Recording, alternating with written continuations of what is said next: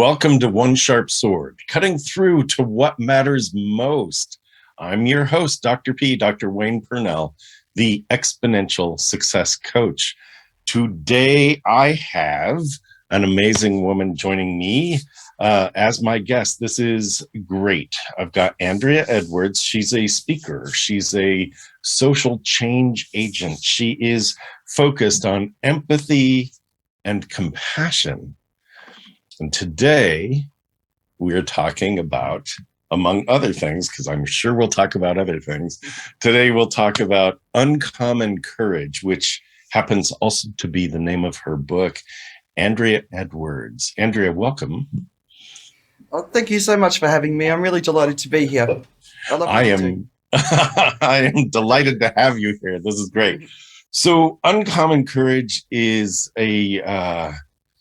it's a beautiful step into an arena of, people think of courage as being something that is extraordinary. You have to muster it up. And your take on uncommon courage is actually, it's kind of like, look at where it comes from. And it's an interesting exploration. So I want to get into that. And I want to get into your journey, like what allowed you to really become, you do digital marketing as well. You do all kinds of things for businesses. You didn't start there. So if we wound back the clock, where did your first interest, where'd you grow up? Because here's the thing is that we have a listening audience as well as a viewing audience.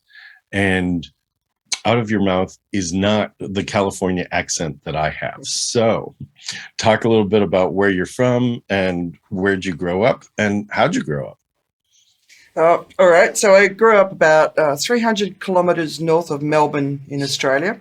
So yes, it's an Australian accent, but it's also an accent that's changed a little bit over the years. I've been living away from Australia since 1995. I am addicted to the world, I suppose. But yeah, so I grew up in a sort of a large rural sort of country town, very Catholic community.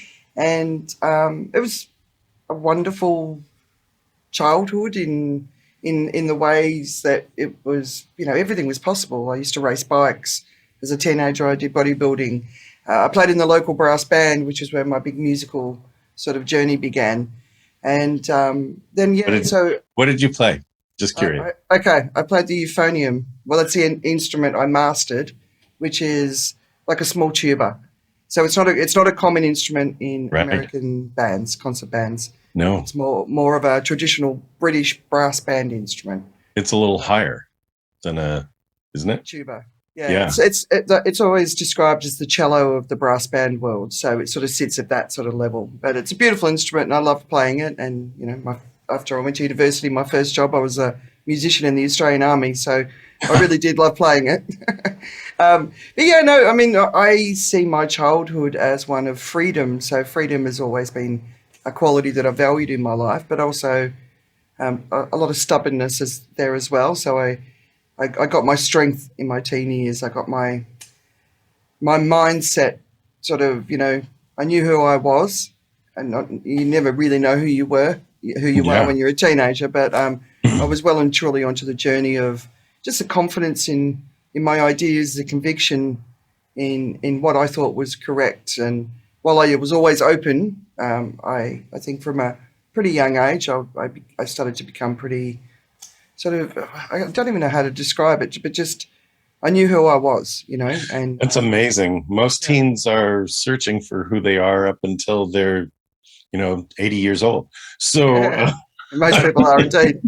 Yeah, and I mean, you go through your parents getting divorced, and of course, it's not just the moment they get divorced; it's the period of time of breakdown beforehand, and I think that helps as well to get that inner strength, because your safety is taken away, and all of a sudden, you've got to be strong in yourself, and obviously, a lot of people struggle with that.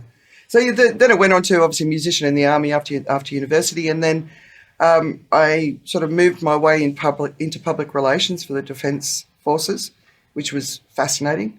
And then that sort of opened up a career where I started in the aerospace industry, which was amazing. And then put my backpack on, landed in London eventually, and the tech, Microsoft was just really taking off as a big global international company. So, so I really that was the beginning of that journey, and it was amazing. And then I went to Boston, went to New York, a year in Sydney, then to Singapore, then to Phuket, then back to Australia, then back to Singapore. So just sort of been wandering around the world. But so it was public relations, then it was content marketing. And the last sort of job that I was in, working for a big company, was for Microsoft on their communications team. Then I went to a content agency. And the one thing that I kept seeing that was missed is the employees of companies were not owning their voices on social media. They weren't sharing the beautiful content their companies were creating. And people started asking me to teach them how to be on social media. So that's where that sort of journey in the digital conversationalist came from. And I've been doing that. I just had the 6-year anniversary of the digital conversationalist. And I love that part. And it's all about teaching people how to participate on social media with a mindset of service, a giving economy mindset. It's not about you; it's about the people that you serve. And That's so great. Being authentic, being real, because there's enough nonsense out there, right? So there was a time that I called myself the outfluencer. Right. Yeah. That's a good one. Because I got so tired of being, like, oh, are you an influencer? And the influencers that I knew were the ones going, look at me, look at me, look at me, look at me. And it's like, can we show up and lift somebody else? Can we show up and make a difference in someone else's life? You show up and you share something that might actually help someone versus make it a spotlight on yourself. So yeah, amazing. The digital conversationalist is the moniker that you've taken on, which I love. And now you're living in Phuket. Mm-hmm. That's You right. are. Yep. What a great place.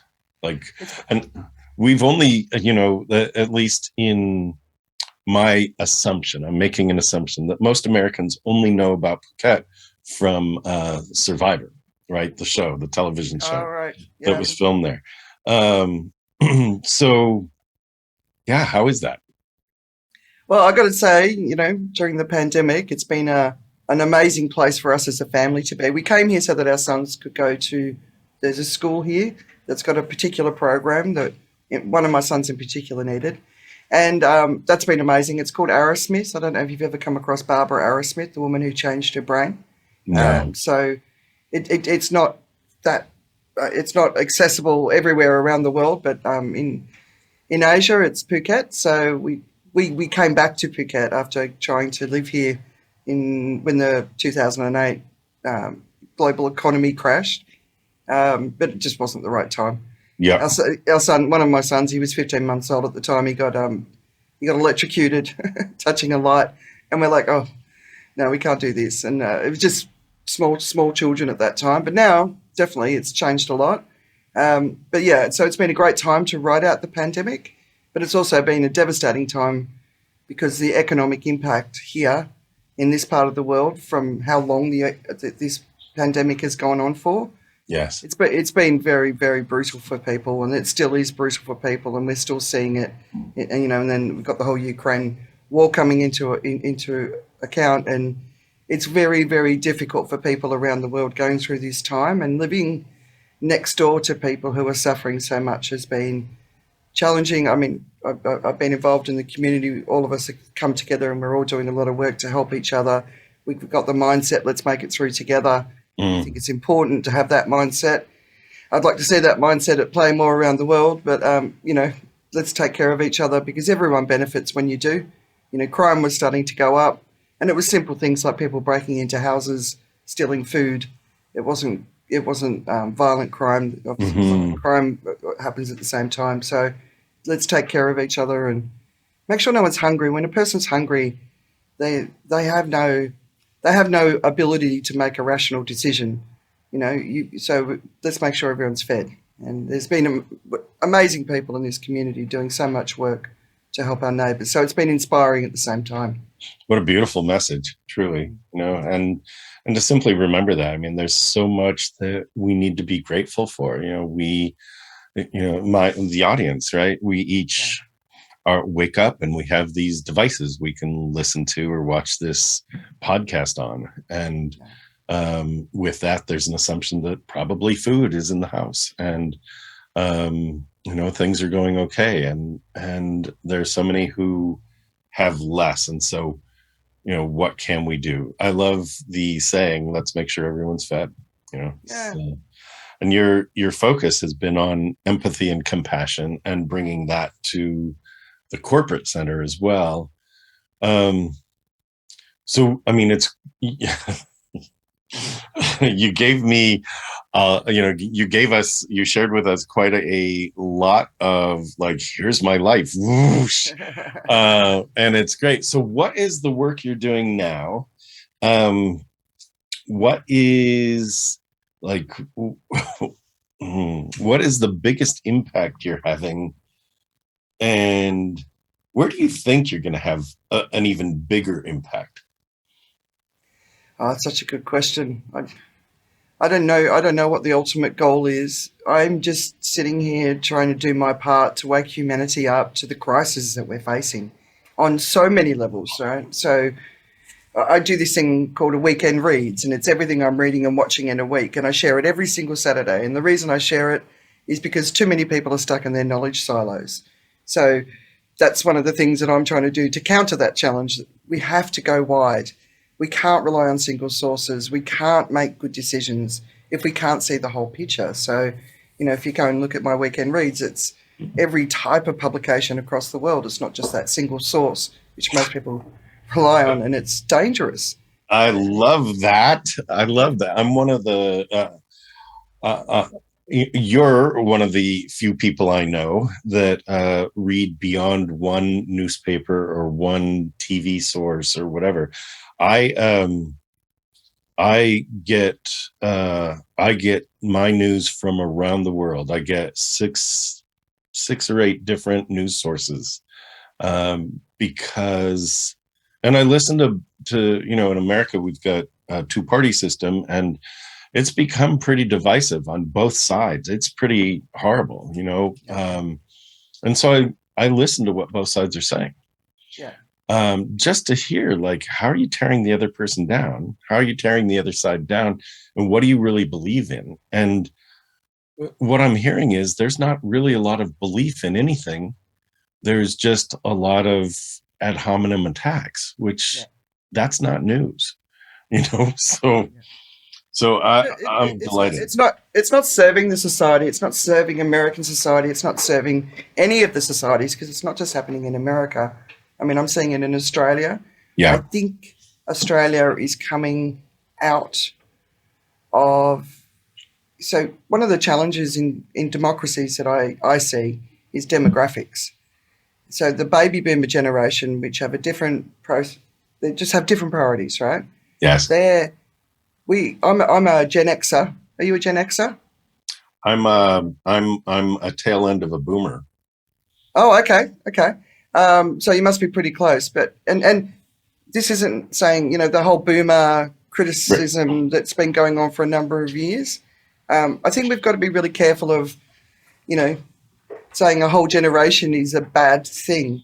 Well, anytime you make and this goes for every one of our audience members, anytime you say they and you Yeah, create a group, yeah, you're probably about to put your foot in something you don't want to, because yeah. all of a particular group isn't all No, of a particular group, right? So, yeah. no. But from a voting perspective, from a housing market perspective, from a lot of the issues that we're looking at, it is a generational issue because Mhm. as a Gen Xer, I won't have more voting power than my parents until 2028, and that's in Australia, that's in America, that's in the UK. Yes. So, you know, just that as an idea, and I talk about it, and people sort of go, "Oh, really? Oh, never really thought about it." But it's a Well, really that's important numbers. thing. That's statistics Yeah, and numbers, right? yeah, So, yeah, that's real versus a personality trait. All Gen Zers are Yeah. What's being said, lazy, Yeah. like they don't care. It's Yeah. like, no, that's wrong. Yeah. So But we yeah. do need the Gen Zs and the millennials to vote for their future because it is their future, and I can't help them because I don't have more power than my parents. So, I think that's a bit of an issue that we've really got to overcome. But the other thing is we've got to all start to look at ourselves, and if we're so uncommon courage is my path to contentment and peace within myself. And as a teenager, I was raging like everybody else when my parents got divorced.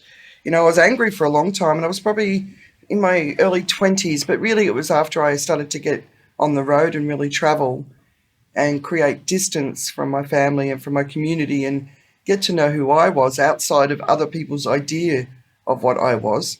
But also spending time in my mind, spending time listening to the ideas that I had in my head, and realizing, wait a minute, that's not even my idea. Somebody else put that there. Okay, so do I believe that idea? Is that one of my values? I looked at the Catholicism. I'd already rejected it like 10 years before that, but I started to really pull it down, and I call it the tendrils of thought. And I looked at them all, and then I pushed them away, and I could do that because I moved into this long periods of silence when I was traveling. And so it's about that, but it's not just about my experience, it's also my observations as I'm traveling and living in different parts of the world and seeing different cultures. And, every culture is beautiful and every culture is bad. We're all, but the bad is a tiny percentage of the good and everywhere. And it doesn't matter what race people are, what religion they are, it doesn't matter where people come from, there's more good than bad. And when you start to see the beauty of humanity, you can't be involved in the division. So I watch people, I see their faces contorted in such anger. Mm. I think, what? Why do you want to keep that in your body? Why are you so angry about this? It's not even, like the whole LGBTQ sort of debate that's been going on in America.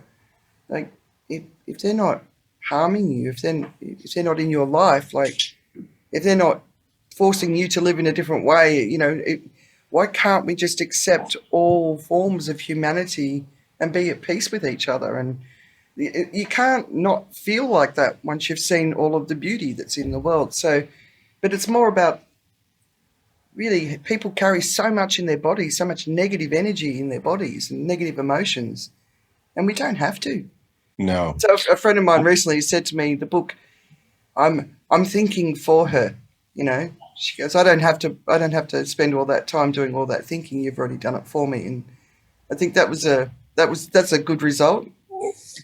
Well, I'm a fan of prompting people to think differently, right? So I will offer ideas, and I want people to come up with their own concepts, maybe based on something I've said, but maybe pushing directly against something I've said. And I think that is, what you had said is, who put the ideas in my head? I'm reading. Who put the ideas in my head? Are they my ideas? And you call them tendrils of thought, and it is so good. It's a big portion of my work when I work with people at the VIP level. I call it mind state versus mindset. Right? What's your state, and can you choose a different one? And the idea of, where did the stories that you're telling yourself, at what point did the rules that you learned as a kid become the stories that you were carrying forward? And as an adult, don't you have a choice about what you continue to carry forward? And I think what a lot of us miss is something that you stepped into so elegantly, which is travel. Because when you step out of the culture that you do get to see humanity in a different way. And I love the other thing you said, which is, when you see the beauty of humanity, and then you could fill in the blank with pretty much anything after that, because it is about the beauty. So I love this. I love what you're sharing. Um, what what is it that you want most people to know right? I mean, one of the things you've said is you don't have to carry it in your body. What else? Like, what can we do if we're not, if we're more aware, if we're more aware of the beauty of humanity? What does that do for us? And how do we find that beauty?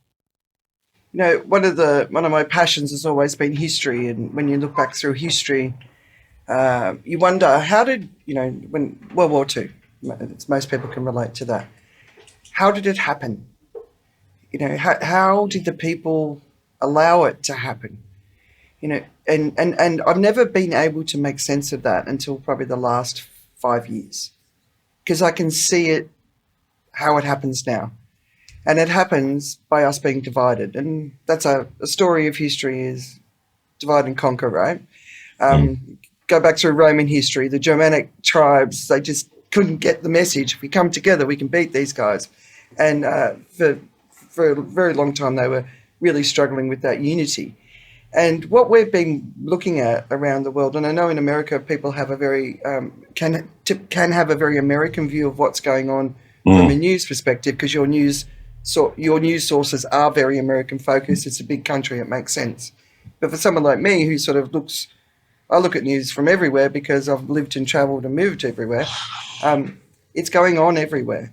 In India, there's a real issue with the Muslim community, and it's a very, very, very terrible thing that's happening there. In Australia, the divisions are very similar to what you're seeing in America, because, of Mm. course, Murdoch has media dominance in Australia as well, and he pushes a narrative. If you look at countries, if you want to look at a country that's really brings its people together and does amazing work, just look at Singapore.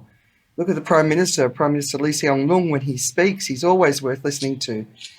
He's I think, one of the great diplomats. But we look at the rhetoric between the superpowers. We look at what's going on with Putin in the Ukraine. We look at all of this, and it's pushing us in one direction, and it's not a good direction.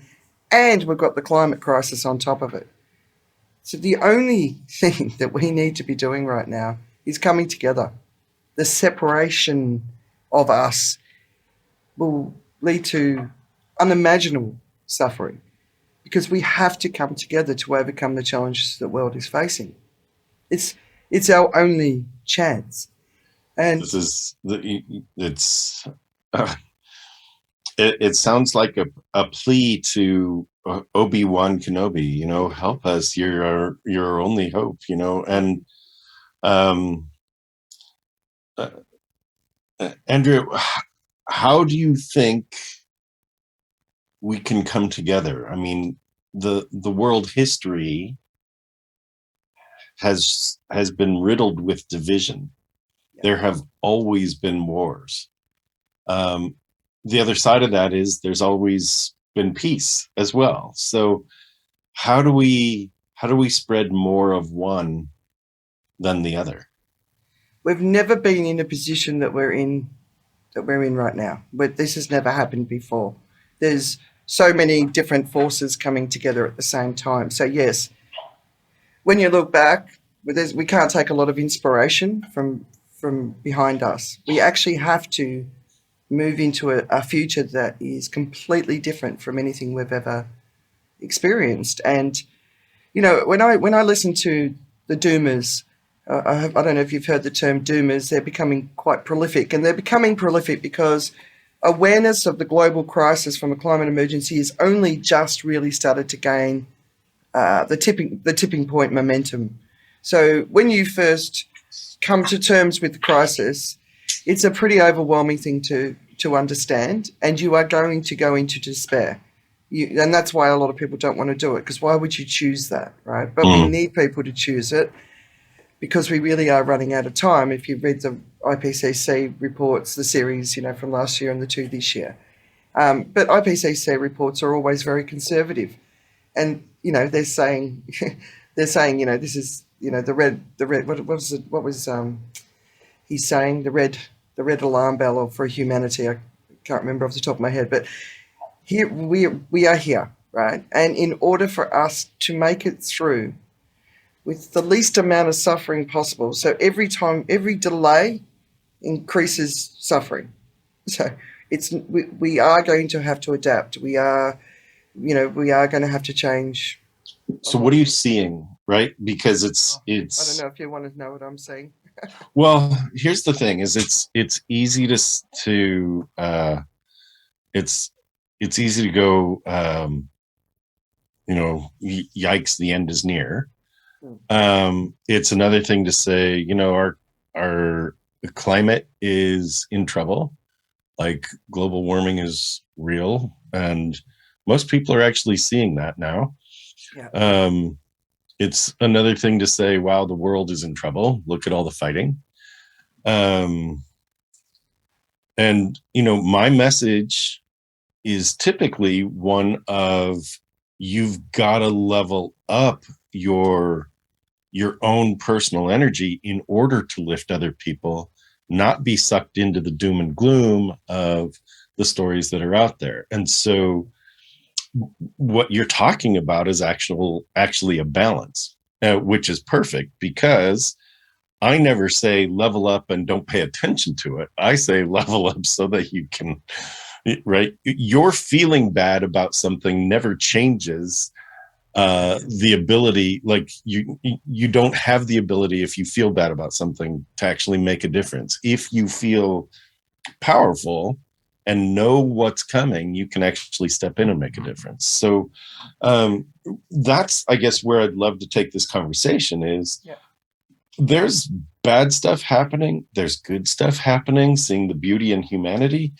If you said, okay, look, there are things we need to do, what kind of steps are you saying we should be either taking or at least paying attention to? The first and most important step is you have to start facing the crisis. And yes, it's a very, very difficult thing to face.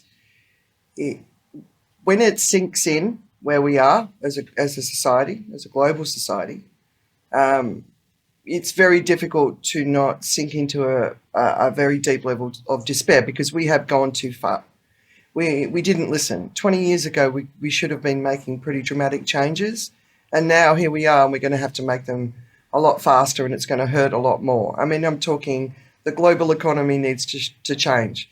How we live, fossil fuels in the ground, no new licenses. There's a lot of protests going on about that. Us as consumers, we are over-consuming at such a massive rate. And I was reading something recently, you should only buy 3 new items of clothing a year. Can people imagine being like that? Mm. But once you actually accept it all, right, and you go through your despair and you go, right, okay, now what can I do? And that's when you really feel the momentum. And we need billions of people saying, what can I do? So it's a numbers game. Most of the hopelessness comes from the lack of belief in humanity being able to step into this moment in time and being the people that we need to be to drive the changes that we need to drive. But we have to accept suffering. So I know in November, America's going through its next election cycle, the midterm election.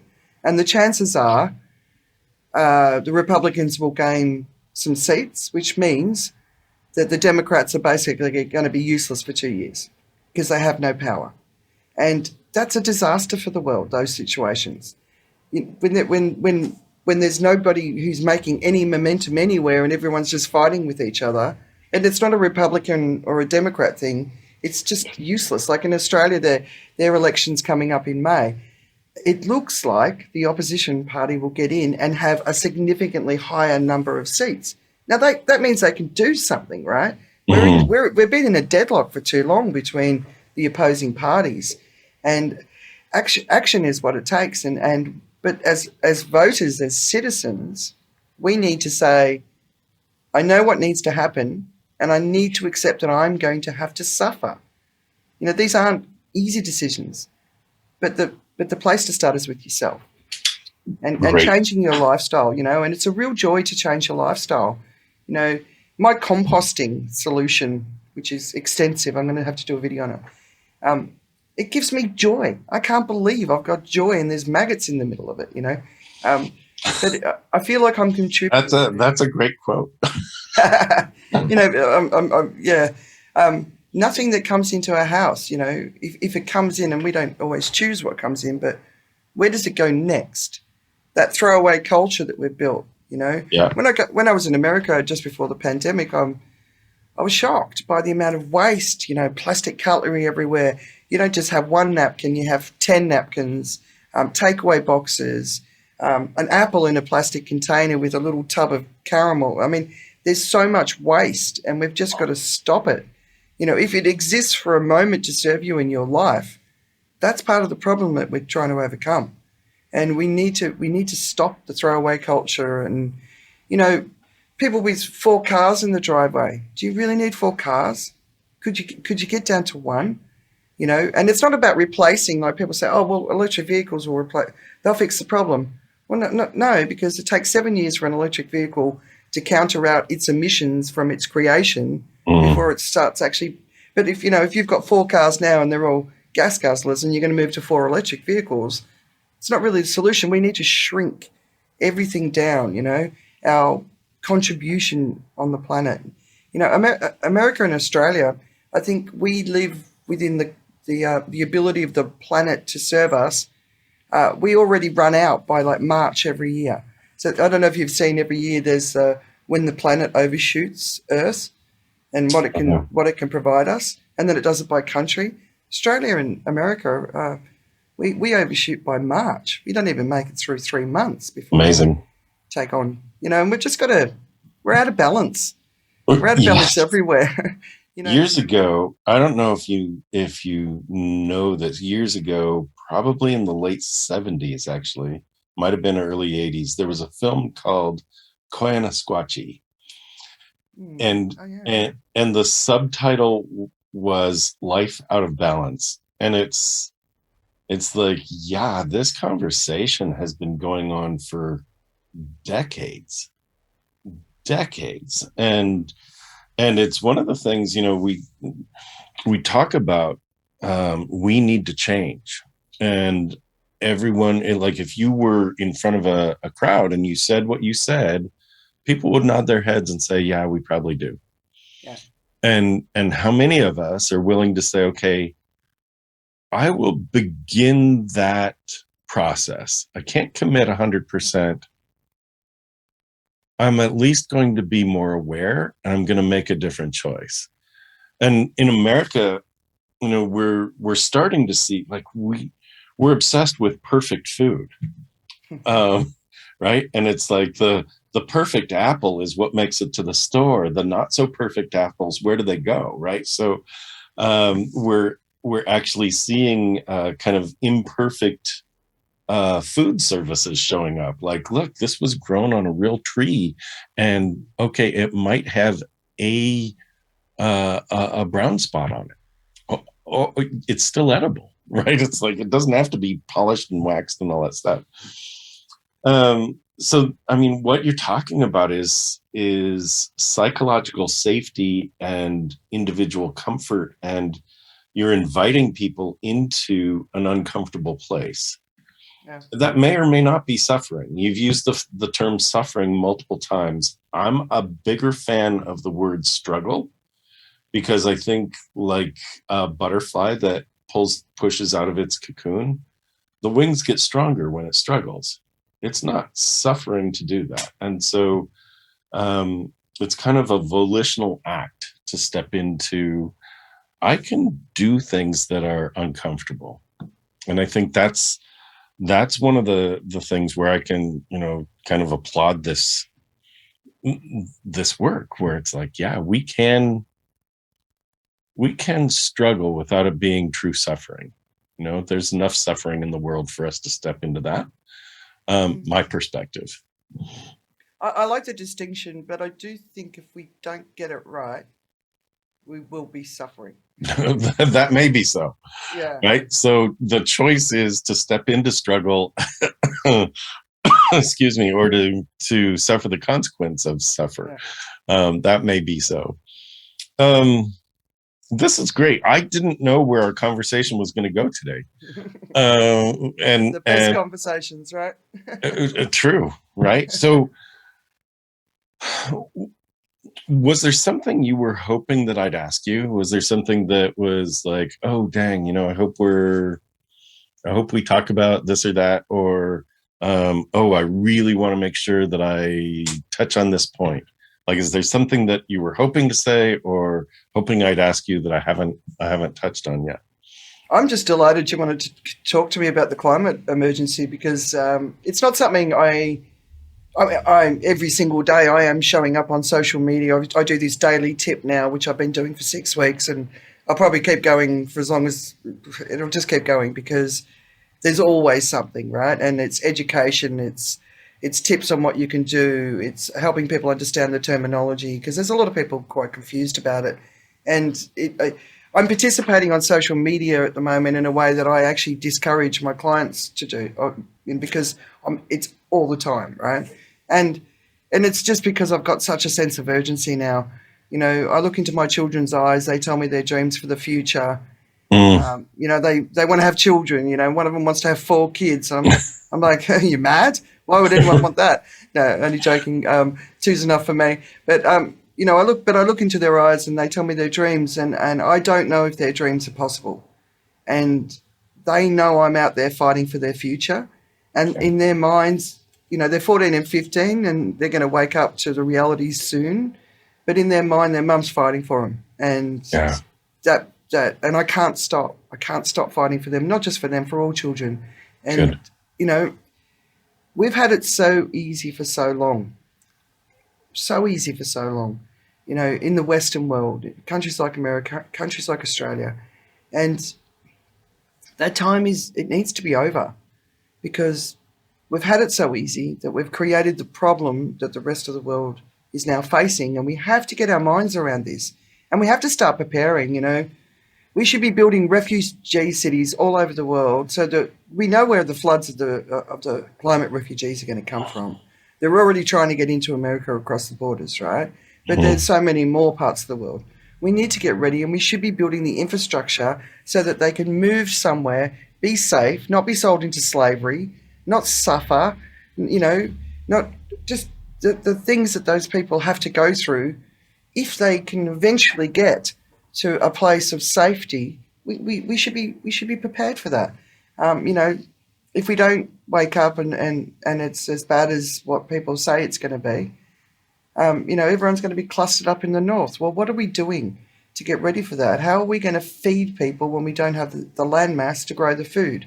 These are big, big things that are coming at us. I think one of the recent issues that came up when the IPCC report came out is they weren't expecting what's happening in the world. They weren't expecting it to happen till 2050. So when people go, it's 2100, it's so far away. It's not. It's happening now. It's happening faster. It's more urgent. We saw the heat waves in the 2 poles at the same time at a time of year that they shouldn't have experienced that. We saw the carving of an iceberg the size of Los Angeles. It was considered a safe ice shelf. We're seeing bleaching in the Great Barrier Reef in safe reefs. If we get to 1.5 degrees, 70 to 90% of the ocean's reefs will be dead. And that's the beginning of the end of life in the ocean. And we can't just sit there and take this news on board. We've got to change what's creating it, and we're all contributing to that. And, I was reading recently the top 10% of people who are contributing the most, it's only a salary of $38,000 a year. The top 1% is $119,000 a year. So practically everyone we know is in the top 10% who are contributing. And obviously the mega rich are, they're contributing. Their individual emissions are of a nationwide impact. Of course, you look at Musk, Elon, Branson, they're flying into space. That's nation impact, right? But we all have to start doing it. So a long way of saying I really appreciate the fact that you are open to talking about it, because I know for a lot of people, they're not ready. I think it's changing quickly now, though, and I'm happy about that. But Yes. get ready for the emotional journey when you do decide to face up to it. Just read the IPCC reports or the coverage about it. Read the That's top great. 5 issues. Just start. And I always say I'm here for the eco-anxiety journey because you just got to get through it. You can't fight it. You can't resist it. It's pretty bleak. Get through it as quickly as you can. Come out the other side and then step into action because that's where we need to get everyone as quickly as possible. That is the piece, right? That is the thing that we need to be doing. And I think that it's really important. Most of us, I did a TED talk recently, and the core message there was, we know what we know, and we stick to what we know because our identity is tied to what we know. And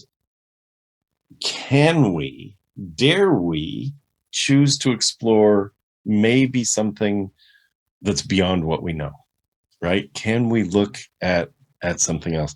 So yeah, this One Sharp Sword has not really been political or climate oriented or human trafficking oriented or like there are some things that are, literacy is a pet of mine. And I haven't really had guests on that are passionate experts like you. So welcome to a change in the conversation here. And I appreciate that. I appreciate your perspective. And it's uncomfortable. And it's perfect, right? Because if everything was, oh, I know that, and you're right, I could level up, it's like, this is a different way of leveling up. Finding out information, just start there, right? Not everybody has to throw out their cars yet. But at least start there, right? At least start there. Look at consumption. You said, something you said like through me, which is buy only 3 items of clothing a year. It's like, oh, well, huh. Right? It's like, oh. Someone said to me, "Does that include underpants?" but it's not about that. It's about getting involved in community swaps. Yeah. It's shopping at the secondhand shop. Right. It's every piece of clothing that you've got. Once it starts falling apart, chop it up, sew up the seams, get your sewing skills going again, which most of us lost, and use it for wrapping presents or cleaning cloths in the house. The idea is, we need to move into an era of thinking. We've stopped thinking, and I'm a fan of that. Me too. I'm a fan of thinking and critical thinking, right? Yeah. Think it through. So yeah, really good. Really good. Anything else that you are hoping to bring? As I said, it's like there's so much about your background. What you have is so rich, and your experience is beyond it's beyond my experience. It's beyond most of our listeners, because of where you've lived, because of how you grew up, because of what you've seen, because of the research you're doing. So, it's a different kind of leadership, what you're demonstrating.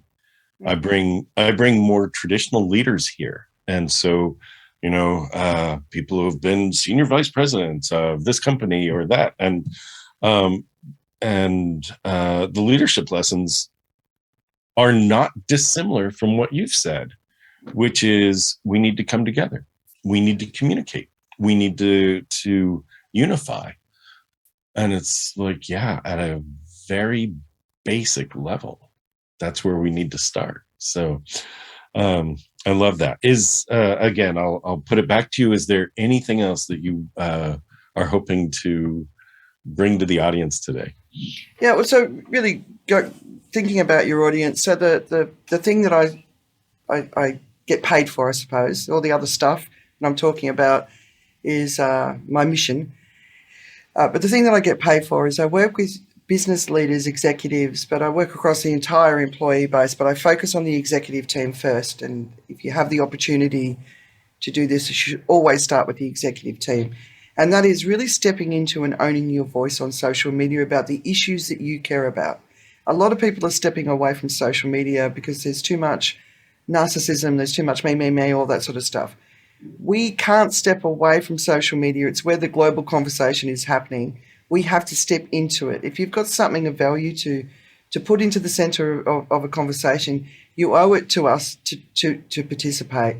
Because this is the when you're silent, when you're silent, you're accepting what's happening. We can't accept what's happening. We have to be part of the global conversation to change what's happening, and that's a real big point for me. But for leaders of organisations, whatever it is you care about, and it can be a very deep sort of expertise in a particular area. It could be talking about being a leader in today's world. It can be artificial intelligence, if that's your passion. It could be the environment, slavery. It can be any of those topics. Whatever you care about, going out and being a voice and being a champion for that topic is, I believe, an obligation. Edelman's Trust Barometer was released at the beginning of the year. I know that trust, like if they went and did the trust now after the Ukraine war, things would have changed. The media's really stepped into this moment for the first time in a long time. But we, as leaders, we need to be a voice out there in the world, and we need to be part of the conversation. So that's something I'd say is focus on what it is. It doesn't have to be about the business that you work for.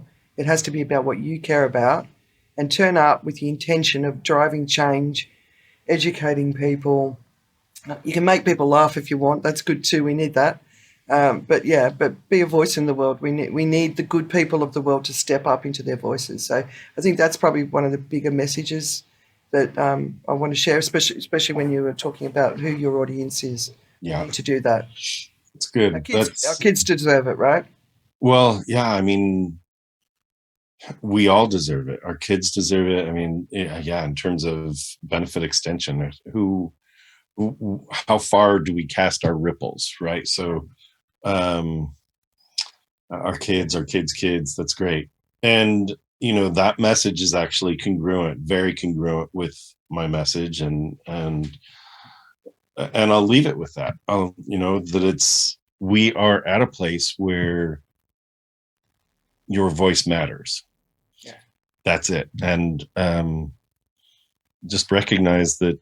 I mean, the other part of that goes with this is nobody else has your voice, and you don't know, as an individual, you don't know who's going to hear you and resonate with you where they didn't resonate when they heard it, a day before from someone else. So we each need to be talking about the things we're passionate about. Andrea, thank you. This was great. Very nice. Andrea Edwards, where do people find you if they want to find out more about you? I'm really easy to find. My social media profile, my website is Andrea T Edwards. I've also got uncommon-courage.com, another website.